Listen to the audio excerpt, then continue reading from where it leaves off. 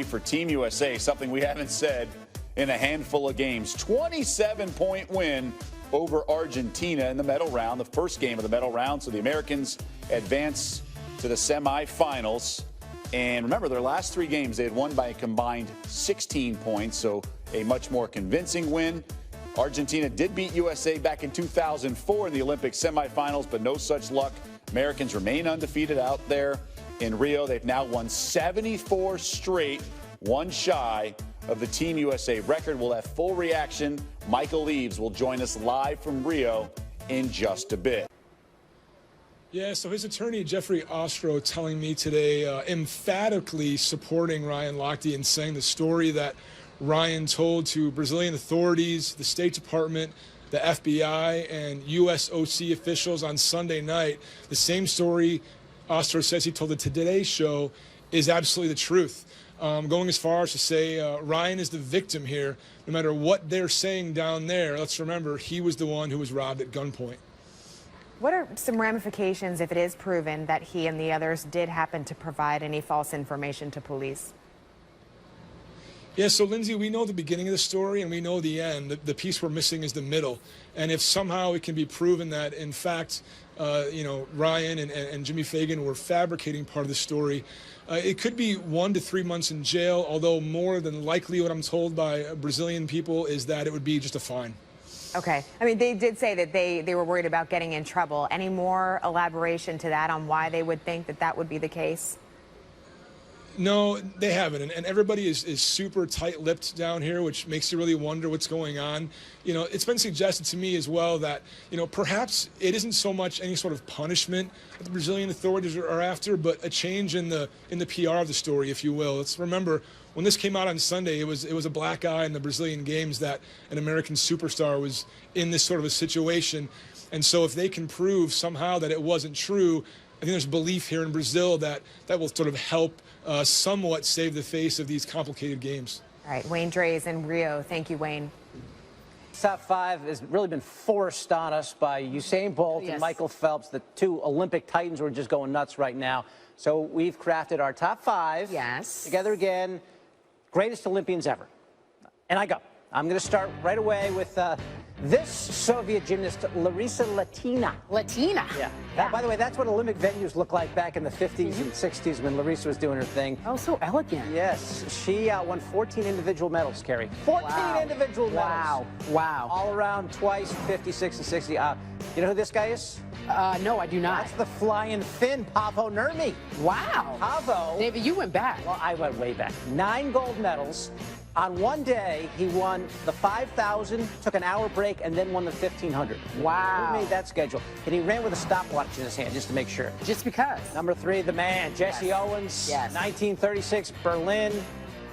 Thumbed his nose at Adolf Hitler up in the box. Won the 100, the 200, the long jump part of the 1x400 relay. Did his level best to ruin the Nazi Olympics. Number 2, here's the big debate. Is it Bolt or is it Phelps? I went with Usain Bolt, although, I was saying earlier, there's no one in sports I'd rather watch do anything than Usain Bolt running those last 50 meters. Just unbelievable. But I went with Phelps because of all the medals, 28 in all, 23 gold, yada, yada, yada. I just felt like this guy's still splashing around at the age of 31. He gets my nod. Yeah, and that is going to be the constant debate. Who is the better Olympian? Is it going to be Bolt? Is it going to be Phelps? It's subjective, I think. I mean, the way Bomani made a good case for it. He did. Here's my top five. I'm completely out of the loop here. Mine are all off, but here we go. Number 5, Carl Lewis. Yep. You remember that guy? Won 4 golds in the 1984 Olympics, right in Los Angeles. Hello. But when will LA get the Olympics again? That's another story. We'll talk about that. That's not in this top 5. Coming in at number 4, Larissa Latina. Did we get it correct? Latina? Yeah. Well, listen. Our judge will be able to give us the right name on that for sure. All right, 14 individuals, as David just said. And coming in at number 3 for me, so this is where we do our back and forth. I went with Michael Phelps. Like, I absolutely agree. You had Phelps at 3. To me, 1, 2, and 3 are all the same, and I'll tell you why. Like, I mean, come on. I could argue that he's a top Olympian. I mean, I really could. But number 2 for me was Usain Bolt. You got Bolt over? Yeah, Okay. I can flip and I can flop, but I'm going to go with number 1 with Jesse Owens because of the conditions, what he had to deal with, what he did at that time. I felt like, to me, when you are running under, there's always this pressure, right, at number 1, but you're running under these racist conditions, and it was hard. I couldn't even imagine what he had to deal with, but yet he pressed on and was able to get 4 gold medals in spite of. And so to me, I put it in perspective. It paved the way for the Usain Bolts and the Michael Phelps and everyone else. So that was my top 5. It's a well-constructed argument. I have no complaints with it. Here we go. Our top 5 back-to-back.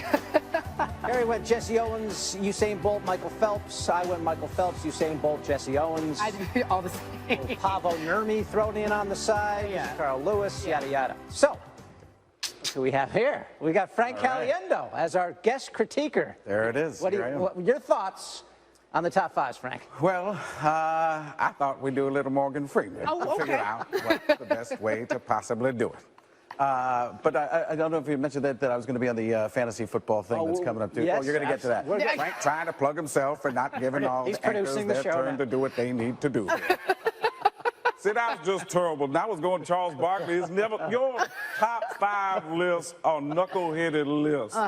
Very, very good, but in a way kind of average. But then Caliendo, what it did was just stole what you said. So here we go. Who do we have? We're going to take a look at number 5 of the greatest athletes of all time in the Olympics. I would have to say, Larissa Latania. I'm not even sure how to say it. I just wanted to try and pronounce it. A lot of fun today. I wasn't sure if that was the way to go. Would you Usain went with, Bolt. Never has a better name been for a man than Usain Bolt. And, of course, Sean O'Neill, table tennis. Oh, He's a friend of mine. That's why I put it in. like, I just want to mark it Michael Phelps because we're on Sports Center.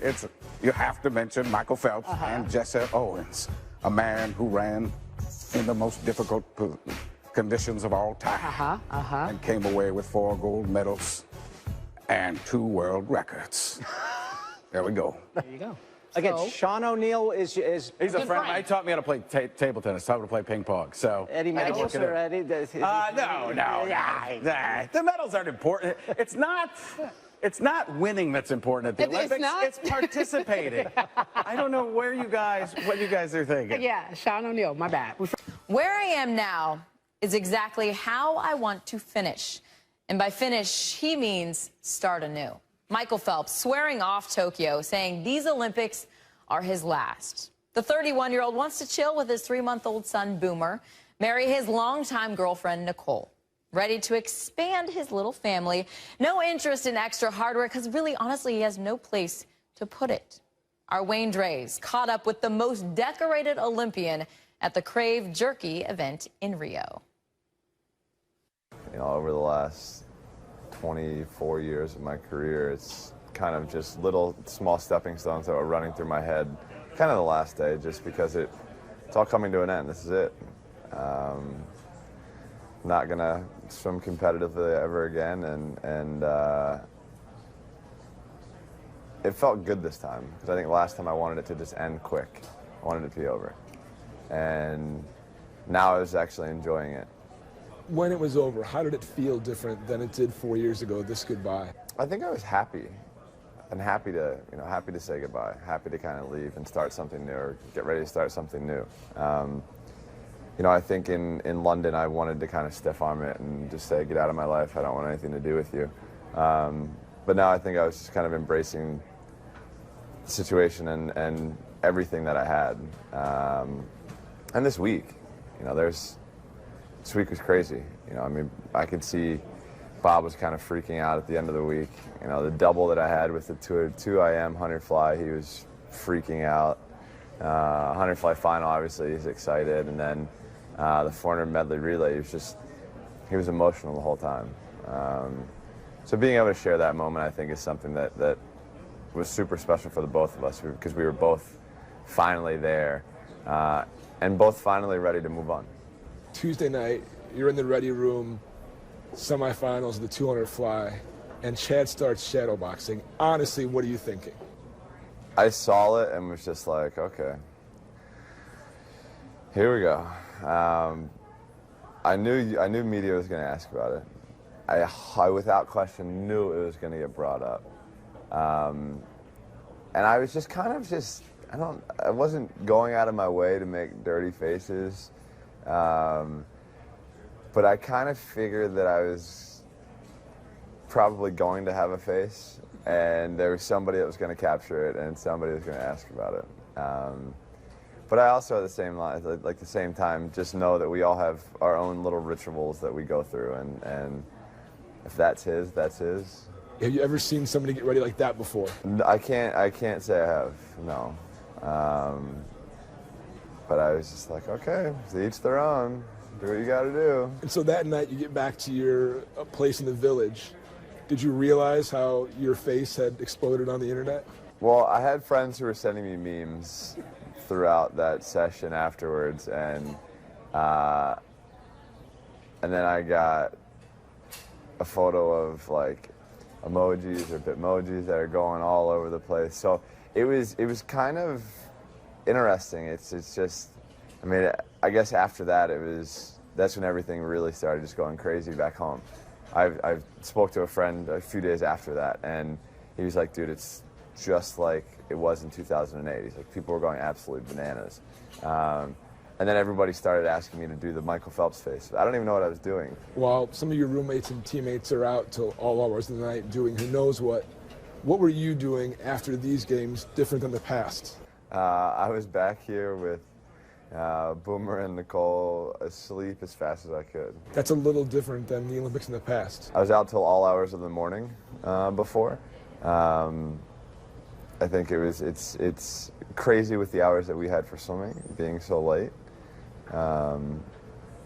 So it was nice to just sleep as much as I could. I mean, I slept on the couch yesterday and it was just, I mean, I woke up and I didn't know where I was. Like, I was just I'm just beat. I'm beat physically, emotionally, everything. You've had your personal issues after an Olympics or after a major meet. Yeah. What gives you the confidence that this will be different without swimming in your life? I think the biggest change now is, obviously I have a child. I'm getting married this year. But also I'm just in a different place mentally, and I think that's one thing that I couldn't say in the past. You know, for me, I've gone through a couple bad spells in the last, past 2 Olympics. And, here, I'm happy outside of the pool. I'm happy inside the pool. I have a great family life. What do you want Boomer to take away from these games? I've heard that question before, and I don't 100% know right now. For me, it was something special to have him here for my last swim. I think that's something that I always thought possibly could happen, but didn't know if it actually would. What do you want him to learn from your career? Nothing is perfect in life. Learn every step of the way. Hard work, dedication, it does pay off. Just small things, and I think Nicole and I will end up teaching other things along the way. But also, I mean, he can also take whatever he wants off, from my career, and I want him to be his own person. Somebody's asking last night, are we going to push him to be a swimmer? No. If he wants to be a swimmer, he'll be a swimmer. That's one thing that I was very fortunate that my parents never did to me. Nicole and I will go through some of these processes together and learn new things, and hopefully we'll be able to instill into him some of the things that we learned as a kid.